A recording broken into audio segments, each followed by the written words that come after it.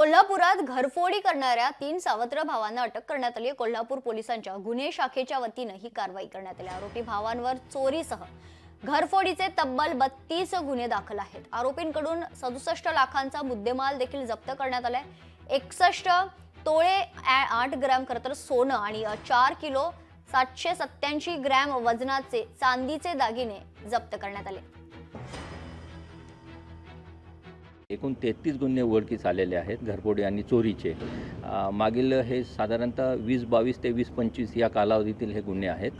यामध्ये 3 आरोपींना अटक करण्यात आलेली आहे. ते सक्रिय गुन्हेगार आहेत आणि ते साधारण कोकण, कोल्हापूर आणि शेजारील कर्नाटक, बेळगावचा भाग या परिसरात चोरी करत असतात. या सगळ्या प्रक्रियेमध्ये या 33 गुन्ह्यांमध्ये एकूण साधारण 60-70 लाखाचा मुद्देमाल जप्त करण्यात आलेला आहे. त्याच्यामध्ये सोने चांदीचे दागिने आहेत.